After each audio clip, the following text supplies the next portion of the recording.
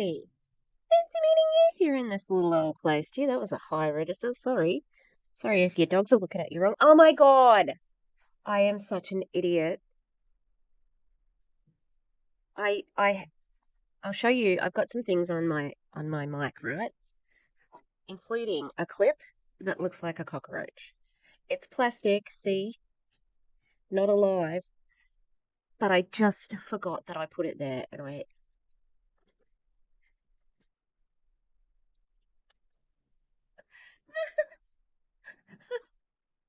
Oh my God, I can't believe I forgot that. Oh, I've got paint on me. How do I have paint on me? Yeah, that makes sense. Okay, so I'm pranking myself. She's a weepy woman today. I just have one eye. It's just like, nope, I'm weeping. My one eye's gone out in sympathy to the quick ending of the school holidays. This is the second last day. And then tomorrow, and then we're back on Monday. All right, so we're here. I'm Tish, and this is Echo Echo. Don't prank yourself, kids. That's the lesson to learn today. So we're hitting the Optavia trail again. We're on to you, Optavia.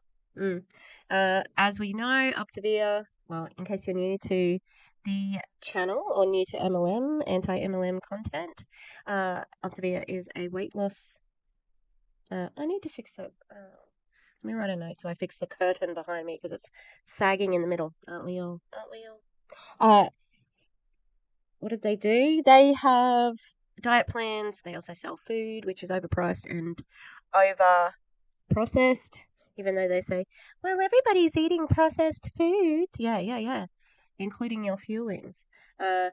And they have their main diet is called the 5-in-1, where you have 5 of their 100 calorie fuelings and a lean and green meal. And usually the average for a day on 5-in-1 is 800 calories, which is sometimes not enough for a toddler to exist. You know, we have a baseline of energy that we need from our food, or we can't do what we need to do as humans. And coincidentally, they also say to not exercise on this plan. Why do you think that would be? Why do you think that would be, folks out there? Because you are not getting enough energy to exercise and you may actually hurt yourself. So, uh, is the diet effective? Yes, because you're at a major caloric deficit. And it means that you will lose weight, but also you're doing it by starving yourself. So then you break your metabolism. I was just talking to a friend who's an old student, and she's also a nurse, and she's got a friend who is starting on Ozempic, and they're just getting the lowdown from me. And like even I had said to Kayla, "Oh, Kayla's been on the channel. She's been on the channel. We did a video ages ago." Yeah. So she, I just said, like yeah, like this is not a long term thing. This is like, it is an appetite suppressant. So obviously I've lost weight. I think I've weighed myself, so I know I've lost weight. It's not like it's not a guess.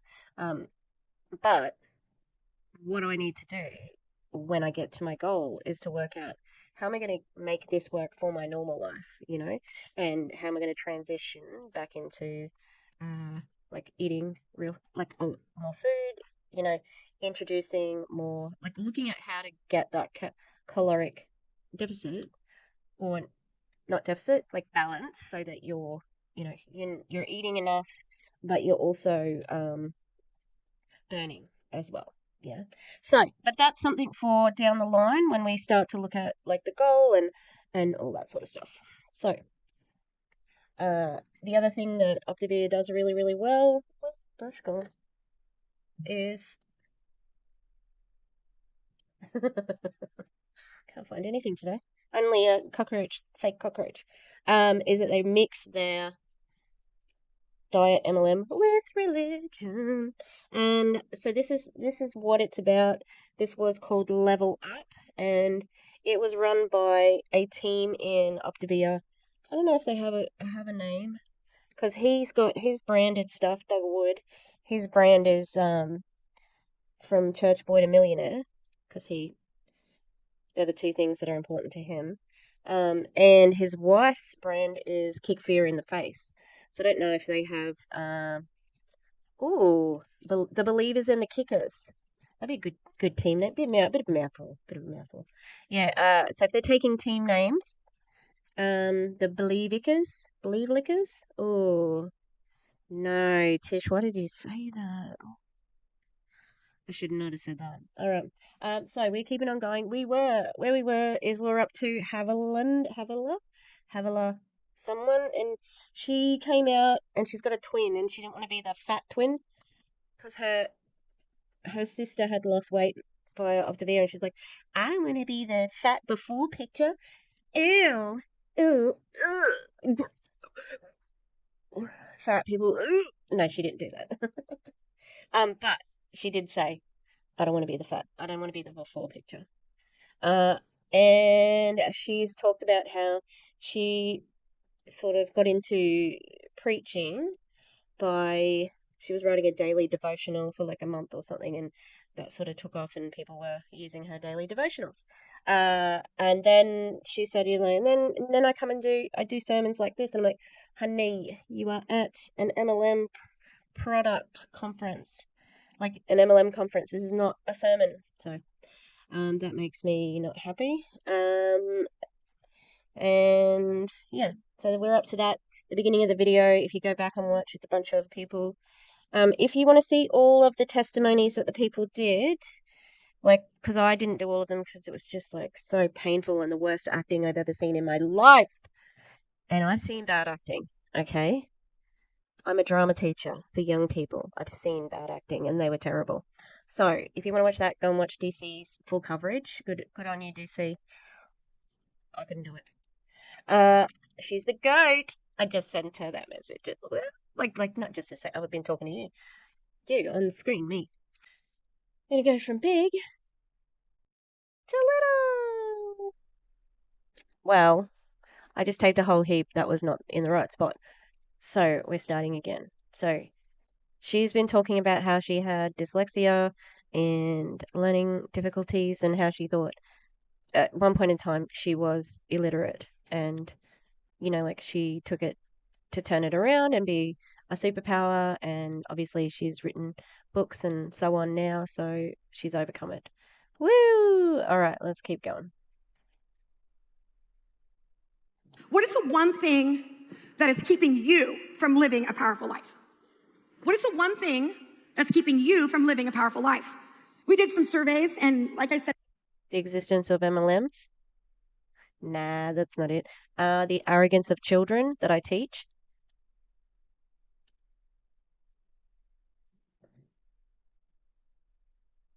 We have hundreds of thousands of people. We can put out surveys, and it's exciting to find out. And we found that there were 3 distinct things that people often use to discount their ability to live a powerful life. And so the first one is we often think we don't have the personality. I mean, I'm not outgoing, or I'm not super smart, or, I'm not that cute, or whatever it is, right? But I don't have that. And the core limiting belief is I could be powerful if I had the right personality. I could be powerful if I was outgoing, if I was a people person, if I was an intellectual, and what we don't understand is that we have believed a false lie, which is all powerful people would look the exact same if that were true. If we believe that we have to have a specific personality to impact our world, then everybody could you imagine if you had a room full of Doug and Tias? It would be amazing, but most of us aren't. Why? Because they're powerful in their own lane, and I'm powerful. That would be dangerous to society. All of their hunger and greed for money. Ugh, yuck. In my own lane, and you'll be powerful in your own lane. And so what happens? Why do we want to expose this? Because it's subtle. Fear is subtle. Limitations are subtle. And so we think it's no big deal. I'm just like, gosh, I wish I was like him. Gosh, I wish I was like her. Gosh, I wish I was funny like that. And those little subtle things actually trap us into stories that are not true. And so powerful people, I love the quote by Danny Silk. He says, powerful does not mean dominating. A dominating person is the exact opposite of a powerful person. Success looks different on every person. Success looks different on every person. What is your definition of success? Because when I look at the next picture, you'll see powerful people that are not the same. There's many people that are not the same that are powerful in their generation. Well, do they all have the same personality? No. Do they all have the same gender? No. Do they all have the same belief? No. Do they all have, no, they're all different and distinct. And so what unifies them? Well, statistically, what makes a powerful person, they've done tons of research on this. They've written books on this concept, but they've looked at it and said, what is it? Is it opportunity? Is it privilege? Is it the right family? Is it the right nation? Is it the right gender? Mother Teresa was a scumbag, and Gandhi wasn't very good either. And is that Charlton Heston? He's terrible as well. Yeah. True about like power is different with different people, but I mean, you're just using this as a way of convincing people that they're powerful through what they do. But if you don't have power, that's okay as well. You're just on your journey to power. So that makes you accept your shitty situation. Am I right? Or am I right? Shut up. God damn it, I'm so condescending. Or is it the right education? Is it just a secret sauce? Like, what is it that made them powerful? And when they exhausted all their research, they found there was one thing that they all had in common. They all died? Oh no, Oprah's not dead. All of those other people are dead. One thing. Oh, dream? Choice. What? That was it. They could find nothing else linking the powerful person other than, I chose to show up. I chose to show up. Do you have a source for that? Oh. It's self-help circle jerk. And every single one of us here has that ingredient available to us. You have a choice to be here, you have a choice to show up, and you have a choice to define what success looks like for you. And so the truth is this, which is an unlimiting belief: you do not need a specific personality to be powerful. So she's meaning you do not need a specific personality to join my downline. Also, I think you'll find that choice, the way that those people that she had on the screen exercised their choice, they were powerful moments. Giving your downline a choice of whatever is not powerful. They don't really have a choice. You know, you have to buy the food. Doug and Tia have said that. They don't eat the fuelings. I can't remember where I saw it.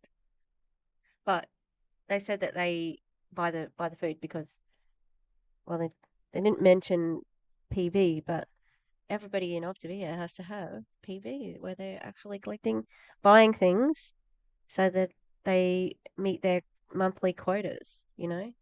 So say they have a 200 PV, personal volume, and they have to get two bottles or whatever. Yeah, Doug was saying, like, we don't even eat the fuelings, but we still order them. That's a pyramid scheme, Doug. Yeah, so you don't really have a choice when you're in an MLM with how you wield your power, unless you're at the top. How many of you just got that? If you got that, I want you just to say, I got it. You got it. Ooh. I'm not going to compare anymore. I know that that's not true. The second reason often we don't actually think we could be powerful is that we have the wrong people in our life. Do not look around. I'm telling you, I want you to sleep well tonight. Do not look around. I used to think I could be an amazing person if my kids would just fall into place. I remember there were times when I was traveling and, I'm preaching in front of large rooms like this and I'm writing books. And I remember at one point I had in my car with 4 kids, there was a smell I could not get rid of. Sounds like she was burning the midnight oil. Like, whoa, she was working hard for the money. So hard for it, honey. She works hard for the money. You can never see her right. I don't know the last line of that. Yeah, we get it. You're manifesting power. Does anybody know what I'm talking about? Like the smell. And I don't go back there. It's scary back there, but I prepared after my morning coffee. I went back to figure out what the smell was because it could be a Costco hot dog. It could be all kinds of stuff, right? But I scoured it. I could not find it. So I brought in the expert, my husband, who has a gift of finding details. And he comes in, he goes, I don't know what it is. This is the strangest thing. He goes, I'm going to go take it to the detail place and we're just trying to find out what it is. So he goes and he comes in the house and he goes, honey, I found out what the stink was. And I go, okay, what was it? He goes, well, they actually found that somebody had peed in the cup holder in the back. And you had been driving around with urine in your back seat in the cup holder for weeks. is disgusting. I'm glad I don't have children. And it never spilled. It was just a perfect little, I was a little proud, but honestly, Oh, yeah. I remember that time when one of my kids said, I have to pee. And I go, just a minute. And then I said, okay, you ready? He goes, it's okay, I'm all right. Which meant this was done while driving. I'm not saying my kid's better than yours. I'm just saying that's a skill. That is a skill. Yeah, okay. So your child got their private parts out to pee, and it's a lol? I don't think it's very funny. Just my opinion. It is all my opinion. Right when you think you're cool, the people in your life show you that you're just really not that cool. But deeper than that, we often have this limiting belief of, I could be powerful if the people in my life would participate. If my flipping spouse would believe me. If my kids would get it together. If my boss could just understand what I'm doing. If my coaches, it feels practical to say today, if they could just participate, I could be powerful. And I want to unpack that lie because that is not true. That is not true. You don't need, listen, you can live a powerful life without anyone else participating. I'm going to show you how. I have skills. I've got things to show you. See, no one is powerful enough to go inside of you and choose a response for you. Have you ever had someone say, you make me angry? How many of you ever heard someone say, you make me angry? I grew up with that. You make me angry. No, I'm not that powerful. I'm not powerful enough to go inside of you and choose anger. You did that. And when you understand that nobody can go inside of us and choose our thoughts, our feelings, our choices, then we get really powerful. And let me show you how powerful that is. You see, Eleanor Roosevelt said, no one can make you feel inferior without your consent. Powerful people do not try to control other people. They know it doesn't work, and that's not their job. Their job is to control themselves. So here's the truth. I don't need anyone else to participate for me to live a powerful life and a powerful story. And I'm going to show you how to do that in just a few minutes. The last lie that most of us kind of get stuck in is circumstances. How many of you feel like if I could just have better circumstances, I would do better? Like I remember telling God, like, I love that you want me to travel and write books and all the things, but like you had to do it once I had 4 kids. Like that was kind of mean. That was a little mean. I can't give them back. I can't adopt them out. Like it's going to be a problem. Those things are hard. So it's difficult. And Oh, yeah, no, it was God who gave you that. It wasn't you, was it now? It wasn't you pushing your brand out, pushing your name out. It was God. I think this lie, which is I could be powerful when all the stars align. I'll be that kind of person. Like how many of you are athletes in your brain? Do you know what I'm talking about, right? I sit with athletic people. I'm like, I know what it's like. I get it. It's hard. I had a good run too. Dr. Viktor Frankl from the Holocaust wrote this quote, and he is. Can we not? Can we not, please? Please don't. Don't use the Holocaust. For one, you guys are fundamentalist Christians. It's a it's about mainly Jewish persecution, but also, so my very first anti-MLM video was about this. Dre Miss from WFAB, she had used that for Monday Motivation or some shit on their Wake Up with WFAB podcast. Anyway, she had said something about him, being thankful for this life and blah, blah, blah, blah, blah. And then, like, was using it to motivate her team. And I just thought it was really wrong, especially, like, because of how blessed her life is.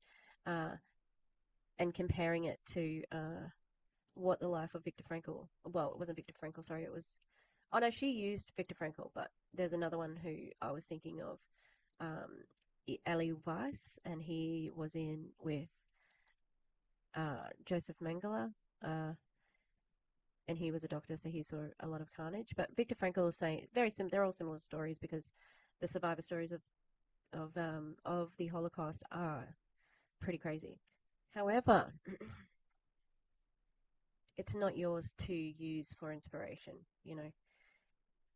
They were fighting for their life. This is for a shitty MLM product and starvation diet. So please, can you take Jewish people out your fucking mouth, please? Keep Jewish people out of your fucking mouth, please. Tremendous book on this. But he talked about everything that had been taken from the Jewish community, their dignity, their families, their homes, everything. And he finally says this unbelievable quote. He says, the last of the human freedoms to choose one's attitude at any given set of circumstances, to choose one's own way. It meant that even when you were enslaved and brutalized, they still had the power to choose what they would think. And that by that, they had dignity to become, even in the midst of horrific situations. And so these, we understand. So let me get this straight. Are you comparing your MLM as being like this big cause that everybody's got to fight for? That's weird. No, it's completely calculated. She knows what she's doing. At this point, my circumstances do not determine my choice to be powerful. And I don't need a specific circumstance to be powerful. Powerful people don't just happen. Every person that you see that lives a powerful life has fought invisible battles that you will never know about. And the fact that many of you stood on a stage here, we didn't know the crisis that you had in your relationships, your finances, or whatever it is, but all of us have to understand that we have to steward our inner life like our life depends on it. It's that critical. I want to show you something, and again, I don't assume that everybody believes all of this, but I'll take the Kevin approach, which is, I'll show you what works for me. But the book of Thessalonians, it says this. It says, may the God of peace himself, harmony, set you apart, making you completely holy, and may your entire being, spirit, soul, and body be kept completely flawless at the appearing of our Lord Jesus Christ. Now, what am I trying to say here? This points to 3 areas in your life. This is important, and this is not just a biblical idea. This is an idea that is shared by many people. But you are a triune being. You're a triune being. You have a body, you are a soul, and you have a spirit. You are a body, you have a soul, and you are a spirit. Now, this is important that you understand what this means, because I'm going to show you how to get powerful. I want to show you what the picture. It's a little bit blasphemous, because to insinuate that you are the triad seems blasphemous to me. But you know, the prosperity gospel people like to play a little bit fast and loose out there. What? Stop doing that. Of your life and where your power comes from. So the biblical picture of a man is very simple, and I kind of like it in a target is the way that I like to look at it. But your body is what hosts, a lot of things, but hopefully a lot of things. Your spirit is what determines your identity. So when someone goes, oh, I like her spirit, it's like we like her identity, we like who she is, it's who you are. And for those of us that are in faith, we believe that our spirit contains God. It's a place where God speaks to us. It's spirit to spirit. Most of us aren't hearing audible voices of God. If you are, we're concerned. You should not be hearing God audibly. But we talk to God. And so your spirit is dead until you begin to recognize it and invite God to come live inside of you. That's what matters. And it's really where you What is happening right now? I'm a bit confused. Why are we talking about this? And is it only a man? Is it a woman? This is weird for an MLM conference. Yeah. begin to understand where you begin to kind of live a deeper life, a richer life. So if we all do this thing, right, where we're living this abundant life, how can we have problems? I was just thinking about this. Optavia works. That's a fact. That's not an opinion. Like, Optavia works. If you do the program, it works. Yeah. That's not the problem. The problem is how it works, and then what the rebound weight does after you've stopped. That's the problem. And then, on top of all that, there's exploitation of money and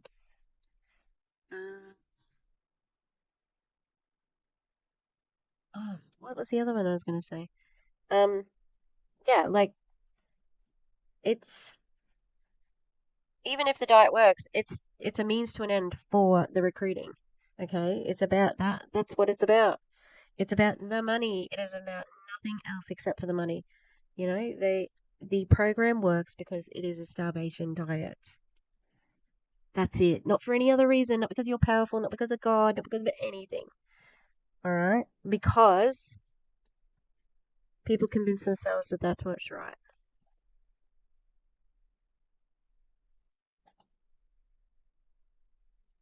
Like, this is not up for question. Like, well, I don't know. They didn't keep. All of us know, even though we don't want to act like it, we all know if we do the program, it works.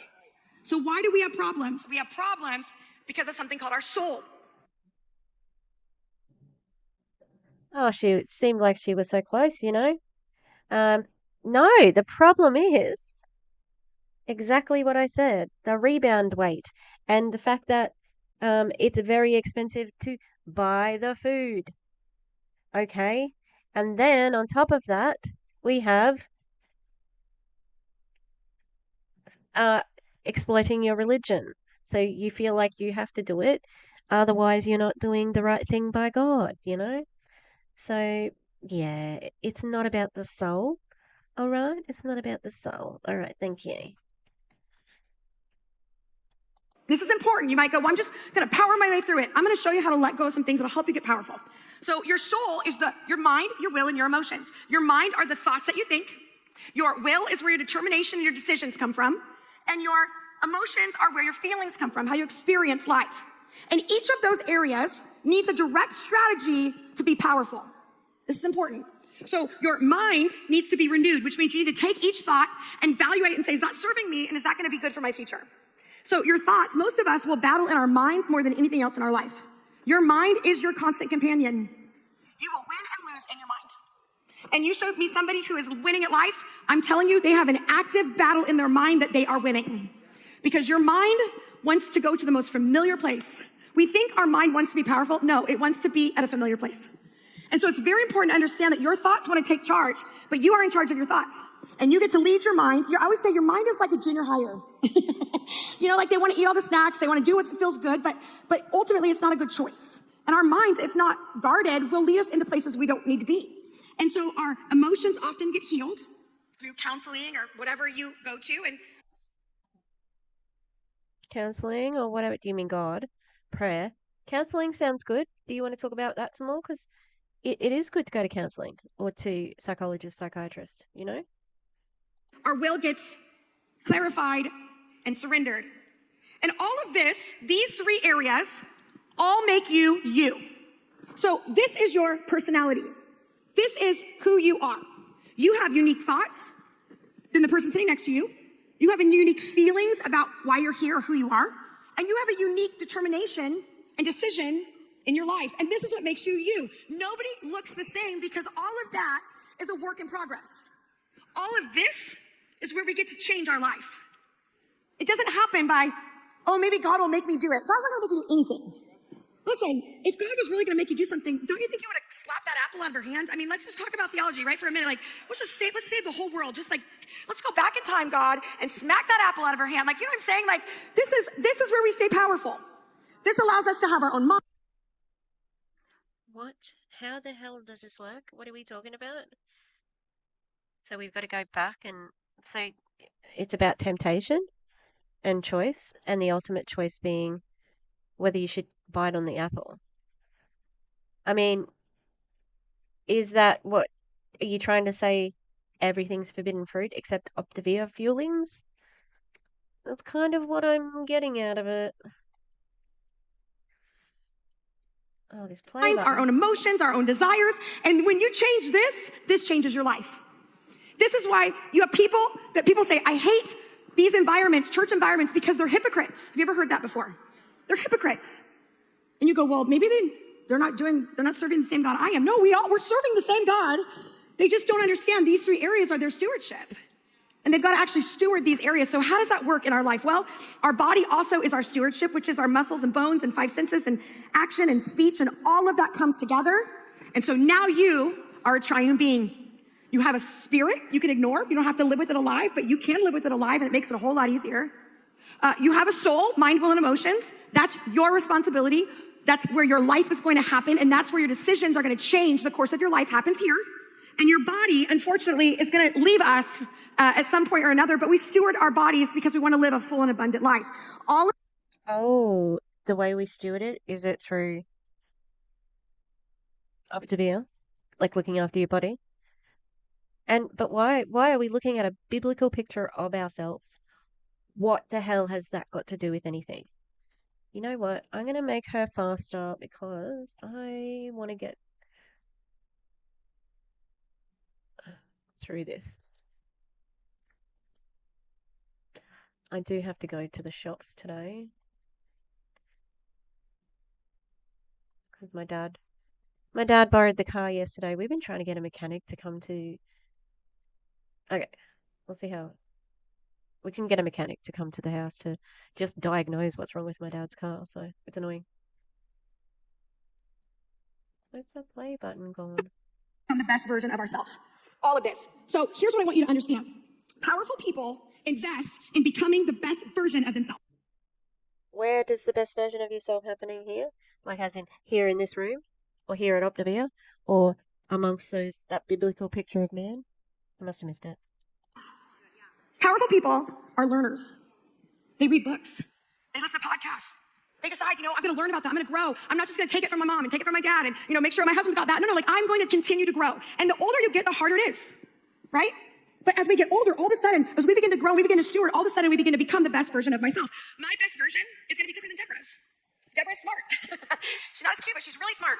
And I'm teasing. The best version of Havila, that doesn't mean I don't like that. Even if you are joking. Like that would be a joke I would make with somebody who who is a friend, but I wouldn't do it at a big conference like this. I'd be like, I'm cuter than you. That was weird. Please don't do that. I'm going to try to get into an Ivy League school. It means that I'm going to be me. I'm going to stop resisting my own weaknesses, and I'm going to start looking at adversity as an advantage. I'm going to start realizing that I may have to work harder than anybody else in this one area, but that's okay, because I can do hard things. I can do what's necessary.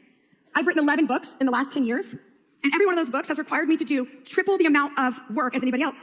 I have a contract with Thomas Nelson, a too big deal, that I'm shocked that I have this incredible. Are you the winner of life? She's the winner, everybody. She wins at life. She has written 11 books in 10 years. She won. She wins. She's worked 3 times as hard as anybody. Damn, now I want to read one of her books to see how ridiculous it is. Incredible deal with Thomas Nelson, and here I am, the girl that barely graduated. I actually homeschooled, and my mom is the only one that really knows if I graduated, and I asked her to take it to the grave because I really don't want to know the truth. But I have to dictate. How privileged is that? Oh, imagine having the audacity of an attractive white woman. Wow. Or white passing, because they're Italian, but that's still white.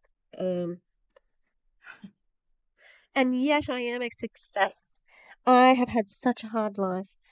Except here's all of the things to tell you that I really haven't had such a hard life. My books and reread them, and rewrite them, and over and over and over and over. And it's hard. Some of the work you're going to do with Optavia and on your family and your kids, you're going to have to work harder than the person that's helping you. And it's annoying. It's going to be annoying to watch somebody just figure it out faster than you and you taught them. But don't let that limit you, because without adversity, we do not grow. We're stale. We don't become. And I hate where we are as an economy. I hate where we are as a community. I hated the coronavirus. I hated all the things, the people that we lost and the things that happened. I hated it. But here's the thing. I found a resolve in me that I did not have in 2020 before it all happened. Like there's something that I accessed that I could not access on the beach sipping a pina colada. What? That sounded really twisted. Like, I hated people who died. I hated this. Did you hate the people who died? Or did you just hate that they died? Because that was just a bit too quick.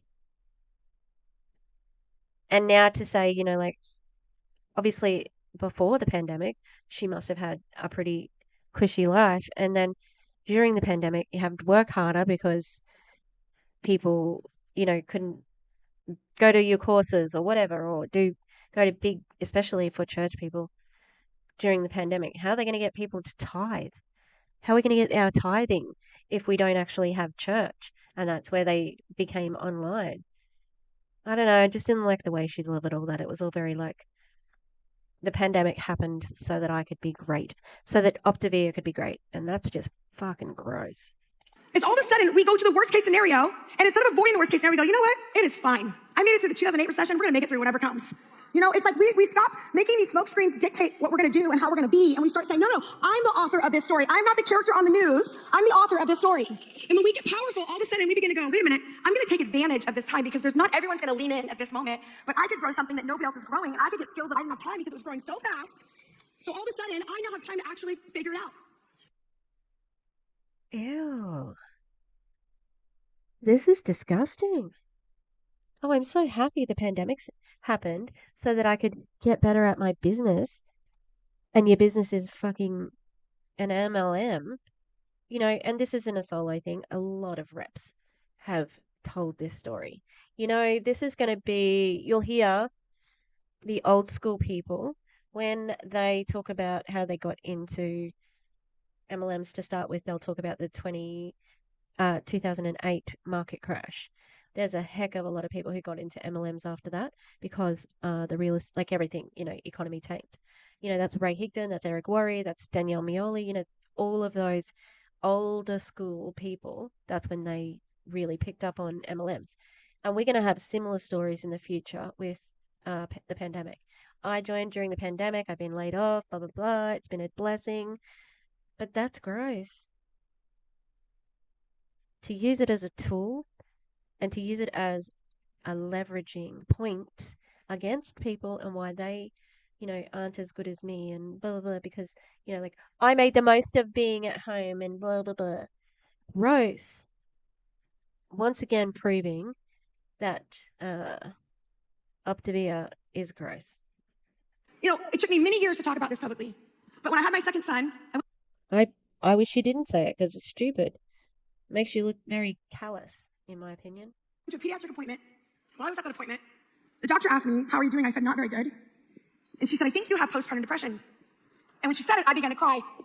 And then I began to think, I don't have depression. I'm a pastor. You don't have depression. But then I knew I needed help. So I called. I don't like it. It feels manufactured. There was like the way she was hyping MLM, I mean, the building her skills during the pandemic, and then to say that, no, ma'am, I don't like that at all. I don't buy it. I think it's to emotionally manipulate. A friend who had a mom who was a counselor, and I called her and said, hey, this is Havila. I know you don't know me, but I think my doctor says I might have postpartum. And she calls me an hour later. I thought she obviously knew who I was and she was very excited to see me, but apparently they want to make sure the baby stays safe. That's really their motivation. They're like postpartum psychosis and postpartum depression. They have to diagnose that quickly. So I walk into her office and I go through a test. There's about 14 stages of signs of postpartum, and I have 13 of them. And she says, okay, we're going to meet every week. I go, great. So I walk in every week and she begins to help me and I start to feel better. And, you know, I took medication and I had a doctor and I had all the things.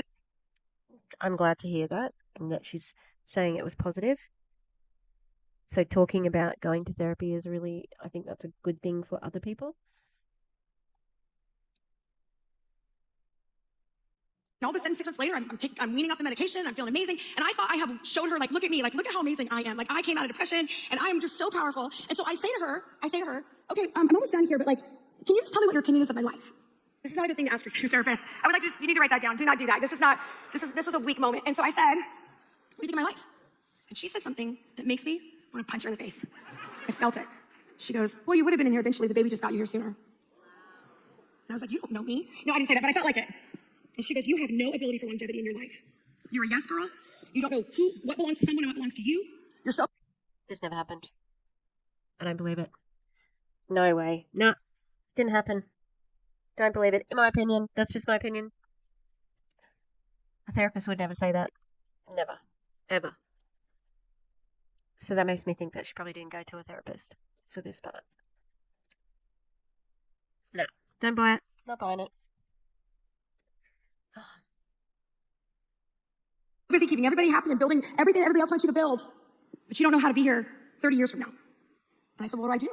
And she goes, well, I'm going to start a group. There's going to be 6 women in the city, anonymous. You're not allowed to ask their vocation. You're not allowed to ask their last name. You will never know what each of you are doing.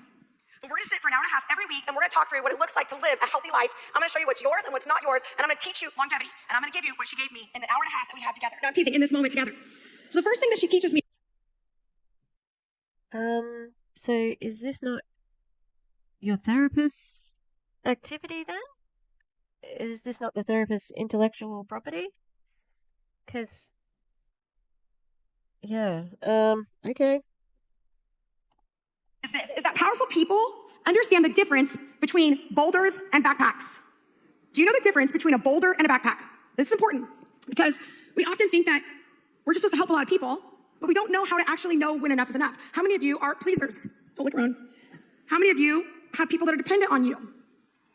And so I like to look at Galatians 6:4 where it says, carry each other's burdens, and in this way you will fulfill the law of Christ. Now, when you look at carry each other's burdens in the scripture, it says this. Burdens in the Greek means crushing load or boulder. It means that the crushing load is so heavy that if someone doesn't help them, they'll die under the weight of it. And then the author goes down at the end and he says that each one should carry their own load. So in one part of the passage, he says, hey, carry each other's burdens. And the next passage, he says, but you should carry your own load. Why is he confused? He's not. Because load doesn't mean crushing. It doesn't mean burden. It doesn't mean a boulder. It actually means a backpack, a daily toil. And so what he's saying in here is, it is healthy and vibrant and good for each of us that when somebody is going through something tragic, you guys are gonna meet a lot of people that are going through tragic things. You know, I run an author school with hundreds of people that write books in 4 months, and we lost one of our author students in the 5th week of our class. She had an aneurysm, beautiful woman. And so we're all gonna be in places where people have crushing loads. And here's what a healthy, powerful person does. I'm gonna give you a secret that's allowed me to travel the world 2 times a month, write my books, parent my kids. I still do most of the things at home, and I love my life, and I have a happy marriage because of these skills, not because of my personality. I'm not smart enough to do this well. But I'm telling you how I do it and how I edit so that way I can work a full-time job and be a present parent. And this is what I'm gonna teach you. When you are faced with a crisis, you're gonna ask yourself, is this a boulder or is this a backpack? Just that edit alone is gonna buy you a lot more time. Because if someone says, you know, I tried to call you, you didn't pick up the phone, like I've been trying to reach you. Okay, well, why? Well, I need to put my order in. Okay, all right, you put your order in, I love that. I thought someone died. What? Who? Can't you put your own order in? What the hell? That's really weird. Also, I mean, yeah, I don't know. Is it a big job or a little job? Is this a small? Don't sweat the small stuff, you know? Like, this is not original in any way. Ugh. The way that you were calling me made it feel like there was like something like this, like the world is ending, right? So if we are pleasers, which I am a recovering pleaser, immediately I want to go, what do you need? How can I fix it? And then their anxiety becomes my responsibility, and now I'm anxious, and now I'm overfunctioning so that they're happy with me. Right? I'm sorry, I'm sure it's just me. I'm sure you guys are awesome and you have really good boundaries. But for me, and then I begin to think I did something wrong because their anxiety is coming at me, and so I did something wrong, and I'm just trying to do my best, and I'm so sorry. But now I can say, I don't buy this either. Like, just from the way she is, it doesn't seem like she would take that. Okay, which maybe she used to be like this. Ugh. Is that a backpack or a boulder? Now, this is important. A boulder is a daily toil, which means there are things that the adults in your life need to learn to do. Like, maybe pay their own cell phone bill. Do not look around. How are you going to help people and actually build a business when your adult children take all your time? How are you going to grow into the person you're becoming when your friends demand you to be on call like an ER doctor?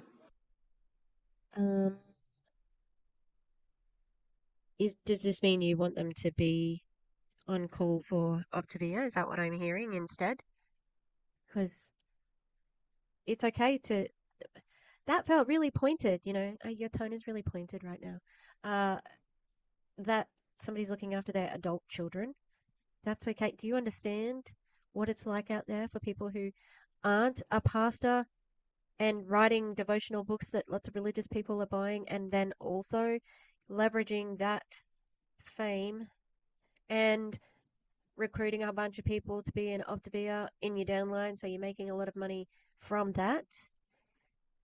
It's hard out there for a bitch, all right? All the bitches. There is a record number of young people who are not leaving home because they can't afford it. Maybe that's foreign to you because you've lived a pretty privileged life from the sounds of it, and you're still living it. But that's not fair. That's not fair at all. Some people are there for their families and friends. And you'd expect it. You expect them to buy you shitty food. I don't like this at all. How are you going to grow into the man or the woman that you need to become? And some of you are at a stage in your life, which I understand, where these skills are not going to come overnight. You're going to have to work hard at learning it. It's going to take you 3 times as much as the younger guy over here, the younger girl over here. But let me tell you, the way you get more time to practice the repetition of becoming powerful in that area is to edit quickly. Boulder, backpack, boulder, backpack. If it's a backpack, then I internally go, isn't it interesting that they want me to carry their backpack? I wonder where they learned that. Because there's 2 types of people in the room. There are responsible people, and there are... Now we have to think of another analogy. We have to like tuck that up and connect it. But she has this down. Like the delivery is down to a T, you know? Irresponsible people. The responsible people are the ones that drove the car here, filled up with gas, knows what time it is, has the key. How many of you that are responsible? You have your hotel key. You're the one that carries, you're the keeper of the hotel key. Okay, you know. Yeah, I don't think people are that simple. You're either responsible or irresponsible. No, I think you can be both, depending on what it is, you know. Like, I'm not real good at. I have had my either my car rego. Yeah, no, my car registration has run out 3 or 4 times, just because I'm a doofus. But my license, fine. You know, like, uh, And then there's another group of us that just kind of show up. They're irresponsible. If you're asking yourself, which one am I? You're irresponsible. Because all the responsible people are like, that's me. Yes, me again, yes. And so you have to ask yourself, why? Why are they expecting me to carry this? And here's the thing. If I carry their backpack, I will not have the resources to do other things. So if I give to the same person over and over and over and over, then when there's a real need, this is why we're like, I don't have time for that. I don't have the energy I can't go to convention. I can't be at level up because I don't have the time or the money, because you've wasted a lot of time and money on other people's backpacks because it made you feel good. And you're the savior in their life, but let me tell you, they're not going to turn around and thank you for giving up your life. aren't they? That doesn't sound very supportive. What the hell? What the hell? Especially if you carried their backpack, your analogy that I'm using. And why are you shitting on people who haven't come to conference? They're not there now. They might be watching it back now because for whatever reason they couldn't go physically and maybe they bought it afterwards. That's not very nice at all, you know? The way they guilt these people into coming, but we know why. You know why? It's so that you can indoctrinate them in the room. You can feel them. You can be in the energy of that room. So your motive for wanting them to come is not about them. It's about you. Ew. Because you kept them happy. Irresponsible people do not learn through lectures. How many of you know you are a master lecturer? Like I sit down with my teenage boys and I'm like, this is it. People pay me to preach. Sit down. I'm going to preach you into this. And I preach my best message and they're like, okay, what's for dinner?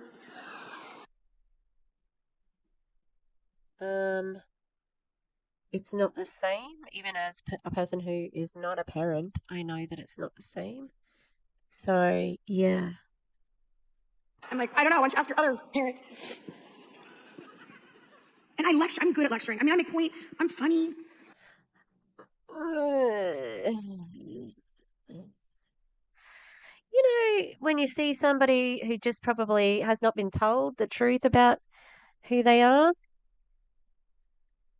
and people have just sort of smiled and nodded and gone along with it because she is cute, you know. I'm feeling it. I'm feeling it. I'm intense. I'm a bully. Like I do it all, right? I'm like, game on, let's go. I got time. But my kids don't change. They don't change by lecturing. The ones that lecture are the ones that change through lecturing. People change through consequences. They change through pain. They change when... Okay, so then what? You've been talking for how long already now? Nearly an hour.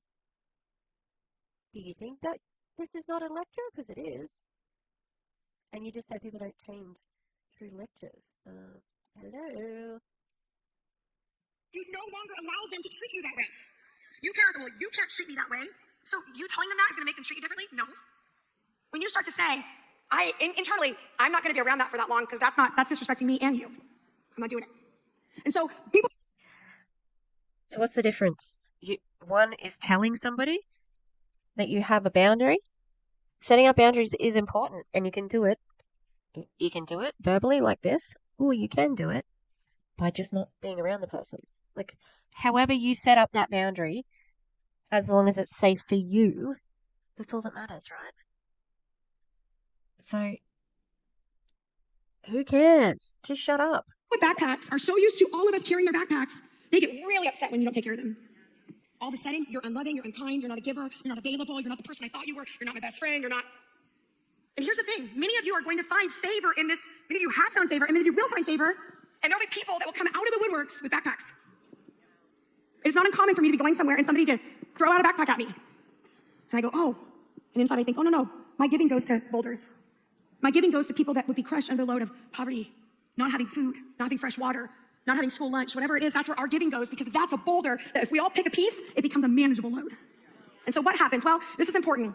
Once we understand what a boulder and a backpack is, this is where things get really good. You see, powerful people understand the value and they exercise boundaries. So I'm going to give you the quickest class on boundaries you'll ever hear. Everybody thinks boundaries are about the no. Like, I do boundaries, I'm really good at saying no. We're like, no, you don't have good boundaries, you're just mean. Like, well, I'm good boundaries, nobody likes you.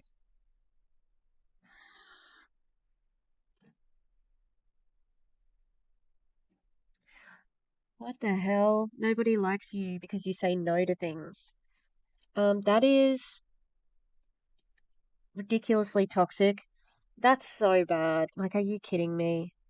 No is a complete sentence. You are allowed to say it, and it is the best way to shut people down. No. Do you want to hear about my business opportunity? No. Oh, what a bitch. No, fuck you. Like, that's terrible. No can be a part of setting up a boundary. And I'm sorry that you've been failed through your childhood, which is what you did to us before. I'm sorry that you were not provided with that response that you are allowed to say no. All right? Because when we talk about boundaries and consent, we're talking about more than just saying yes to an MLM. Okay? Because they're the signals that we send to people. You know, it's not a no, it's a not right now. Okay? If we applied that point of view in every other decision where there's a boundary set up, well, we're heading into dangerous times. We're heading into, what were you wearing? Were you, oh, well, that person was drunk. They couldn't have, they didn't know what they were doing. You said no, but you're just being a bitch. It's terrible. Fucking terrible. Like, that's not what we want. We don't want to be like the girl with boundaries nobody wants to hang out with. Like, we want good boundaries. So how do we have boundaries? And boundaries are not about no. Good boundaries are... No, they are. Also, anyone who gets upset with you not having that boundary, if they get upset at you for saying no at the boundary, there's the saying, it's like people who don't respect boundaries only get mad because they were exploiting that boundary before. So if you have somebody you've set a boundary with and they suddenly get mad at you about that, that's because they were previously exploiting you. So that's terrible.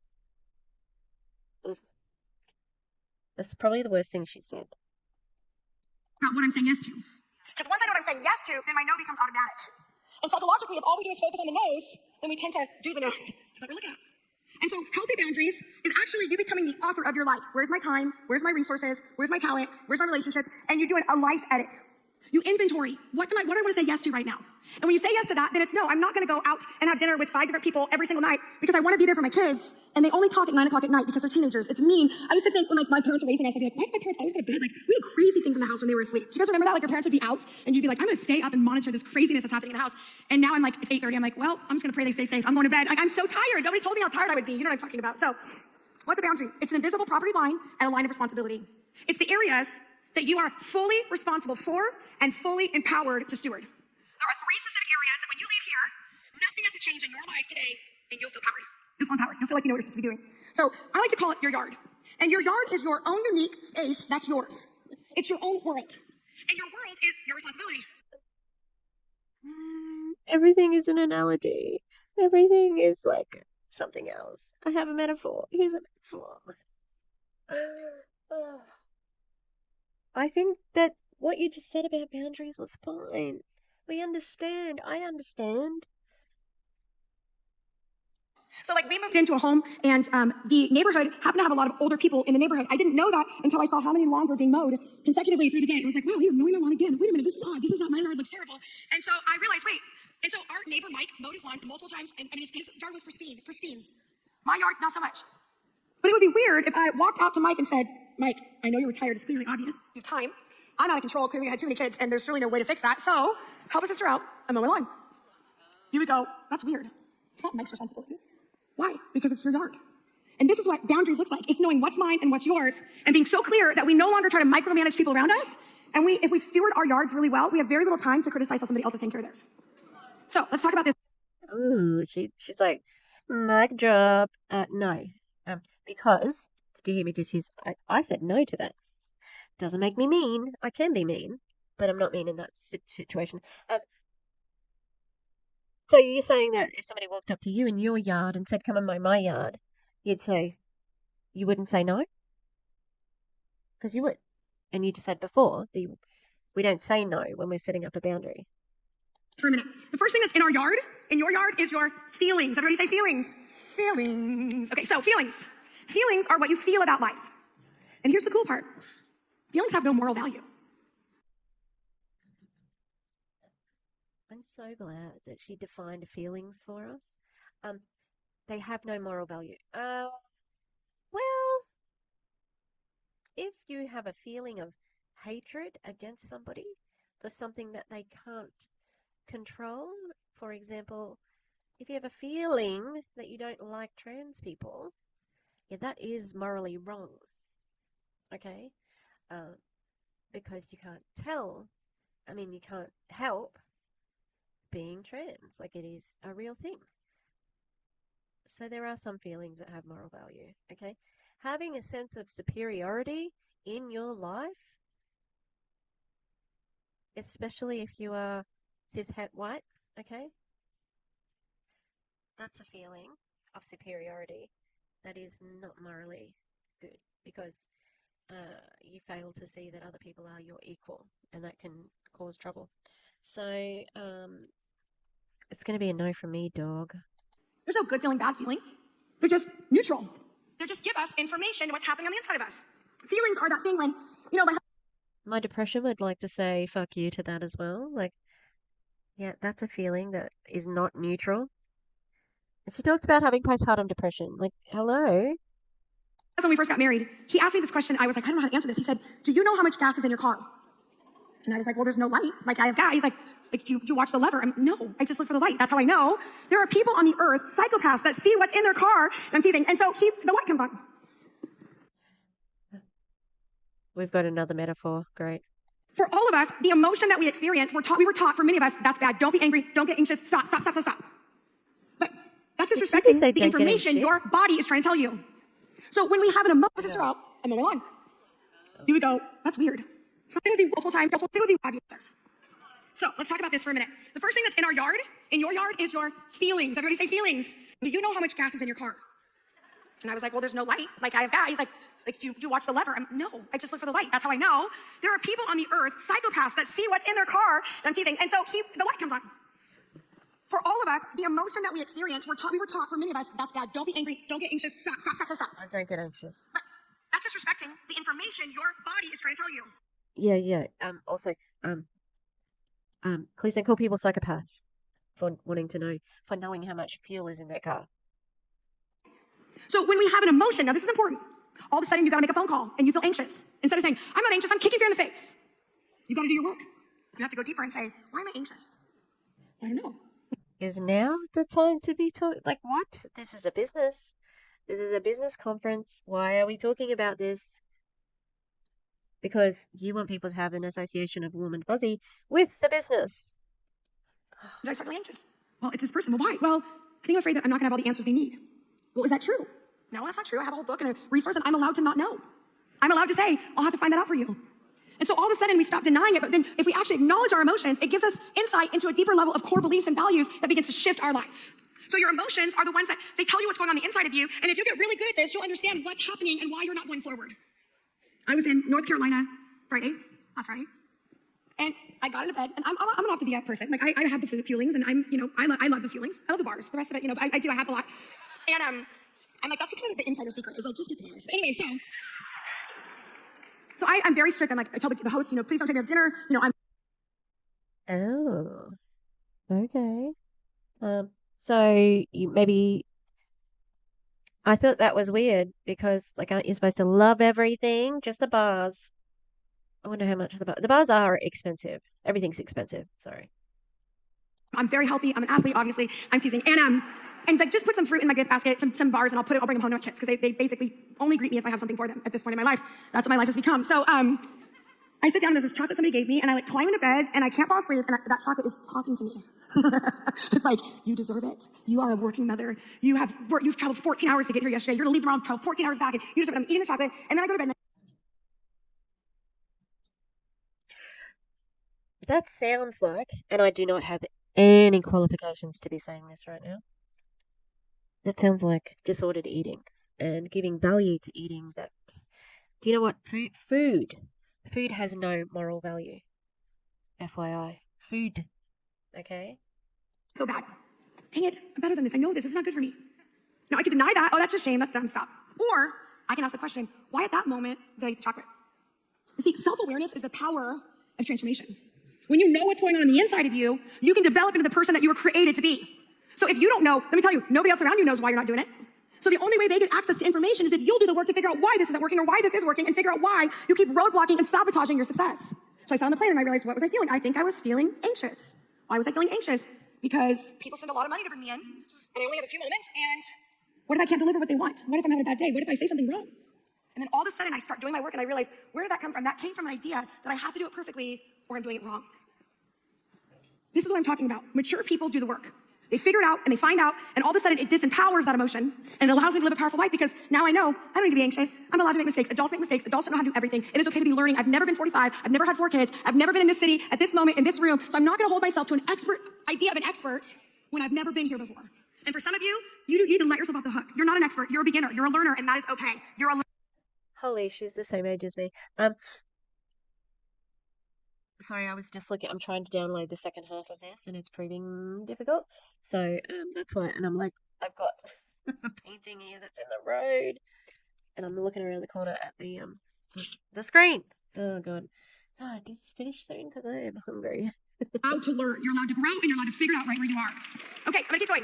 The second thing is this, moments at a time, is your feelings are your attitudes. Now, your attitudes are what you think about life. So your feelings are what you feel about life. Your attitudes are what you think about life. And this is where your core beliefs and your values come from. Have you ever heard someone say to you, you need to get a better attitude? Can I just say you can't do that. You can change your behavior, but to change your attitude requires you to go in and do the work of figuring out what you believe and why you believe it. Most of us, our core values and our belief systems have come from our caregivers. We were raised in a culture, it was given to us by this person and this person and this person, and half the time we don't even know why we're doing it. We're doing it because it's what everyone else did. And so today, in the next couple days, we're gonna challenge this. We're gonna say, your core values are a little off. Your beliefs are a little off. And when you start to actually challenge that, the way you think about life is gonna change. You don't go to changing your thinking, you go to changing what you believe, which actually accelerates what you think. And that's how it works for transformation. And then lastly, the only way to change it is to go deeper in the belief. Okay, I was already there. And then last one is this, your choices. Your choices. Every action you've ever done, you need to take full responsibility over. The place we find our personal power. When I started traveling, I was so overwhelmed. I was so overwhelmed. Here I am writing a book. I'm on a tour bus. I've got babies. I'm doing all these things. And I remember telling God, this is dumb. Why are we doing all this? This is so hard. I can't do this. And why are you making me do this? I literally had that thought. I know you've never thought that, but I had that thought. And he's like, okay, well, when you married Ben and you were standing at the altar and you looked at your husband, Ben, and you said, I choose to marry you, was there a gun there? I'm like, no. So nobody was holding a gun in your head when you chose to marry Ben? No. There may have been handcuffs. I'm teasing, but there's a gun, okay? So, okay, when you had kids, every time you got pregnant, was there a gun involved? Again, no. Just handcuffs. No, I'm teasing. Okay, so.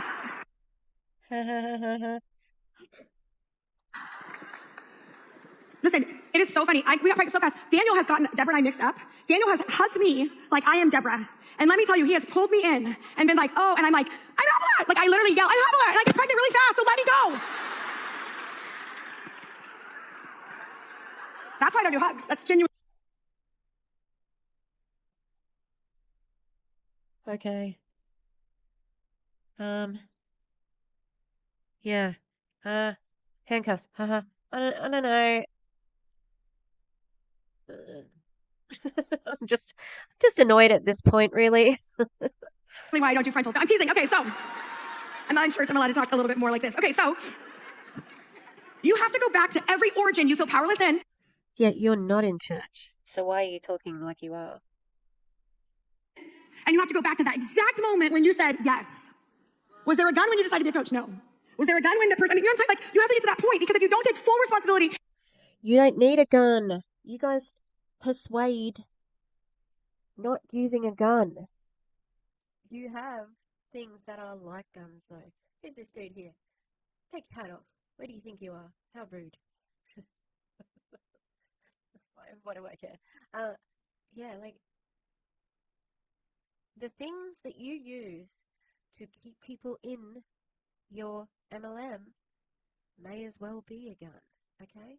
Because the way you wield that manipulation, it can be a life changer for the negative.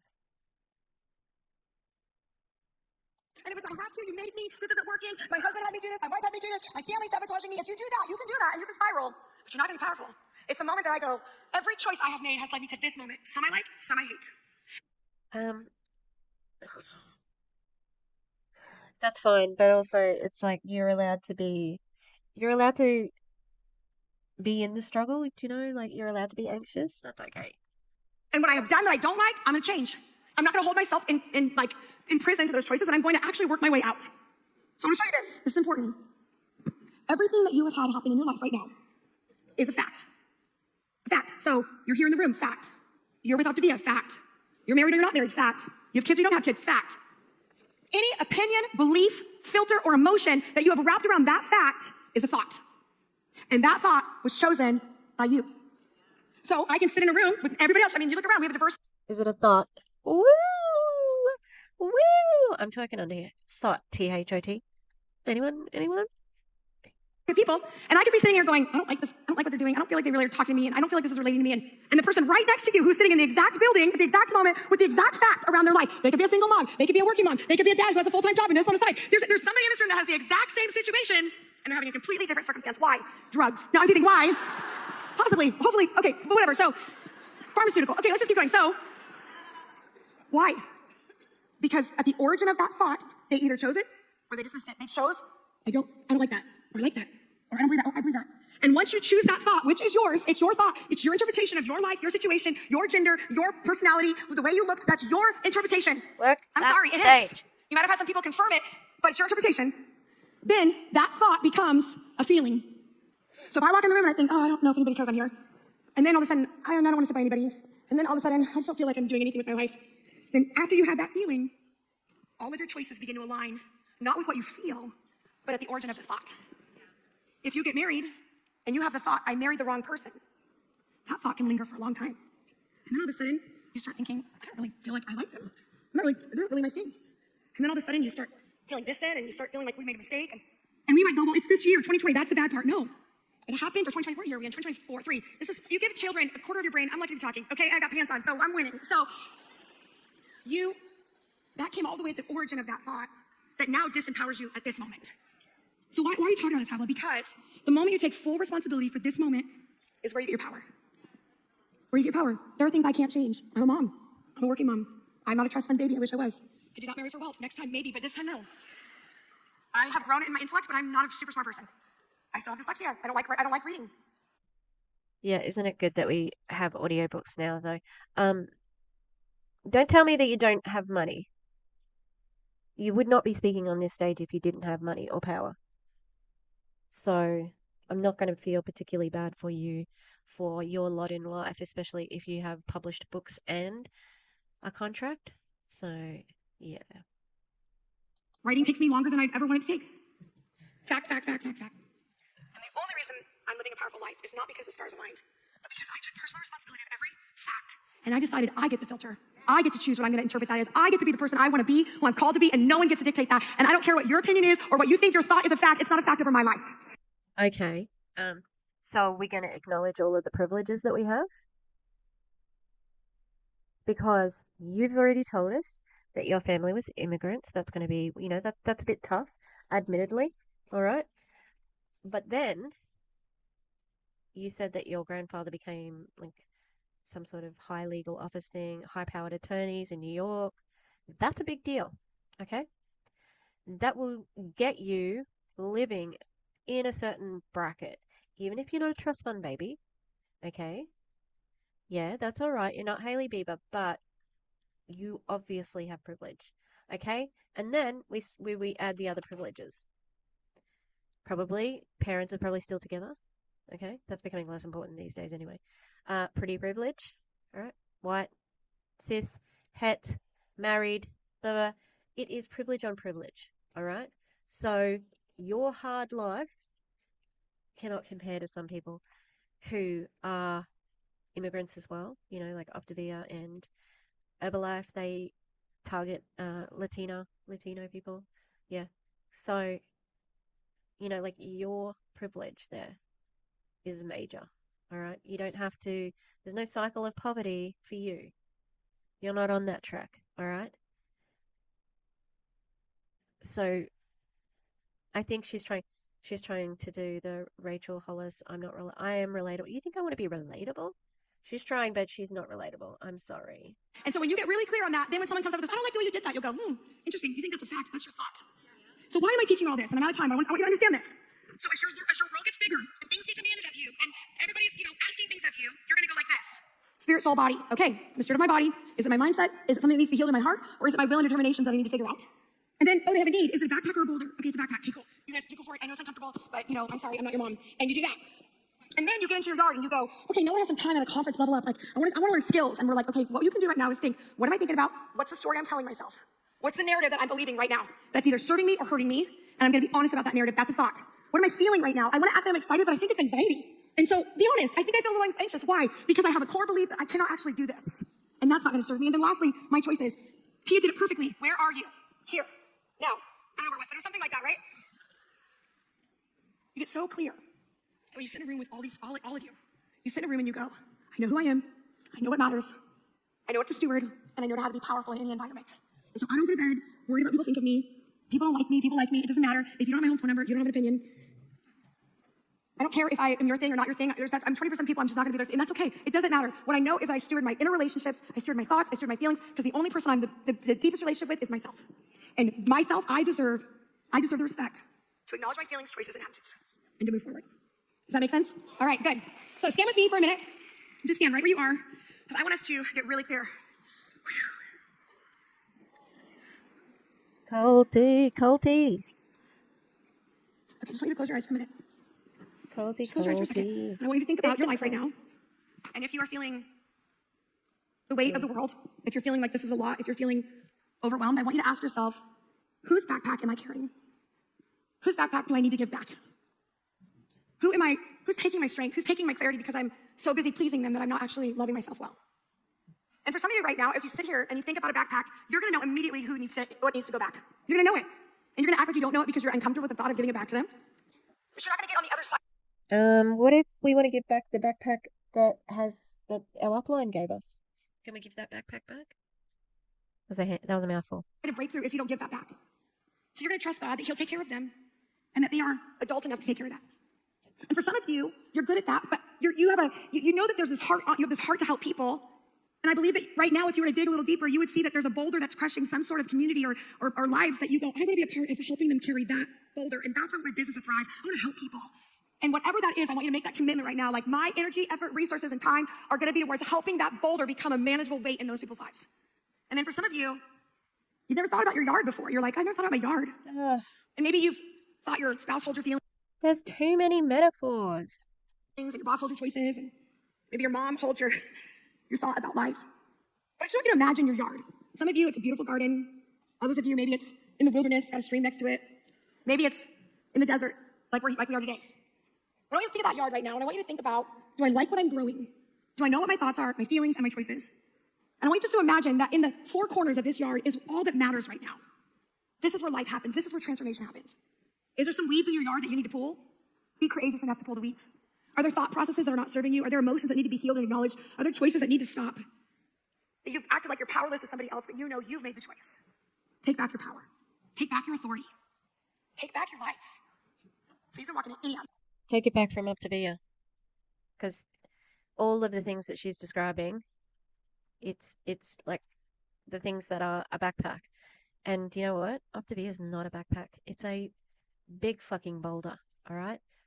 And the big boulder, so it belongs to Tia and Doug, but they're making you carry it. That's the analogy that fits for this. And be empowered. Okay? Amen and amen. Bless you guys. Oh, God. We're nearly finished, people. 3 more minutes.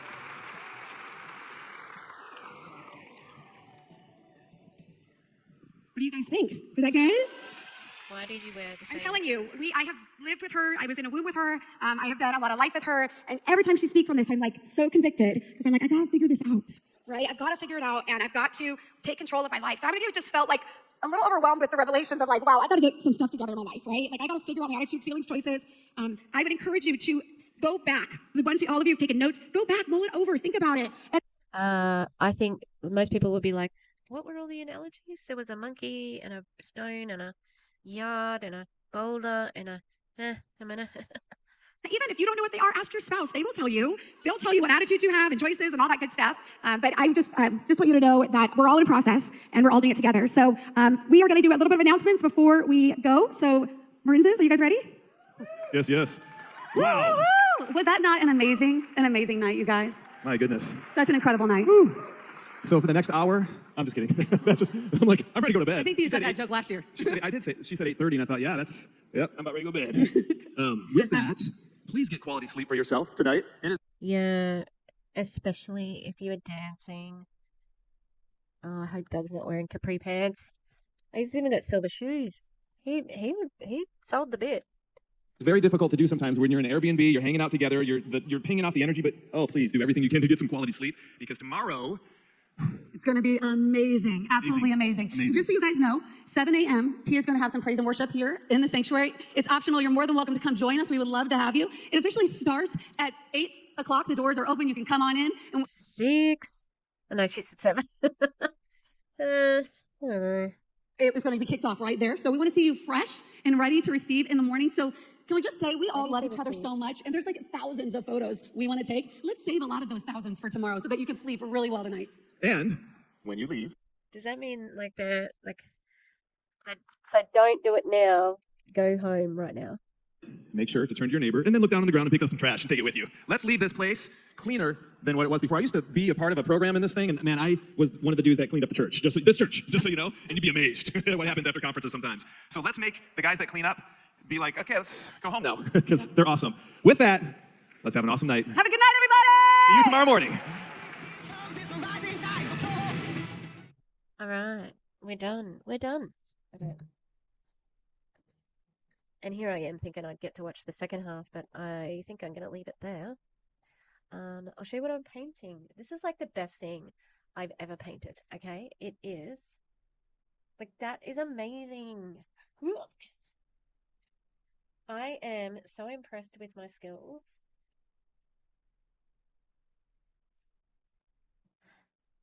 That's the one thing I can bring to art teaching, okay? Like the kids, even though they're a bit naughty, they know that I'm actually good at art. So they're like, oh, I suppose she can teach us something. They don't know how good I am at performing. Like this. No. I act like I enjoy their company sometimes. Yeah, so look, that was like think about it. What's it for? What's it for? What's the freaking purpose of it all? Like, why are we doing it? Why are we watching? Why are we listening to this person who does this for like a church purpose, you know? And it's the Thursday night. So they obviously are in this situation of, like organizing what's happening. And they're like, why are we doing this? Why is this what we're after on a Thursday night? Because really she's saying, like, look after yourself. Not look after yourself, because it's not about that, but it's priming. She's priming them for the rest of the weekend to say, all right, this is what you need to do. Don't worry about anyone else's backpack, all right? So make sure you're looking after your own self, blah, blah, blah, blah. It's for you. This is for you. What are you going to do to succeed?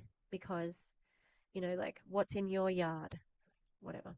But I think we hit it there. It is to prime them for the rest of the weekend to say, we're here to feel like Optavia is a calling above what it is. Okay? That's part of the propaganda. This, that, that situation,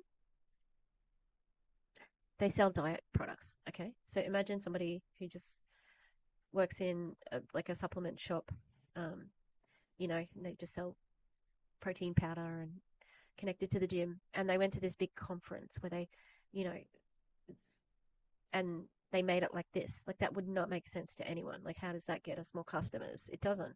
But when you add that element of God to it, it's not just a job, it's a calling. And then, there was that one guy at the beginning who left being a pastor to become a health coach.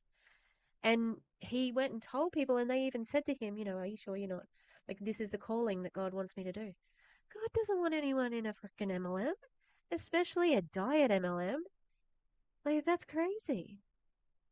It's nonsensical more than anything. All right, well, I'm hungry, I'm tired, and yeah. All right, thank you for being with me. We have a lot more Optavia to go through because they are terrible. However, Jessie Lee Ward, uh, yeah, her video's been popping off, so I think I'll cover a bit more of her. All right, have a good one, everybody. Take care and like and subscribe, and I will see you on the other side of tomorrow. This morning, on the other side, I'm singing a song and it's goodbye. I still haven't pressed it. Oh my god.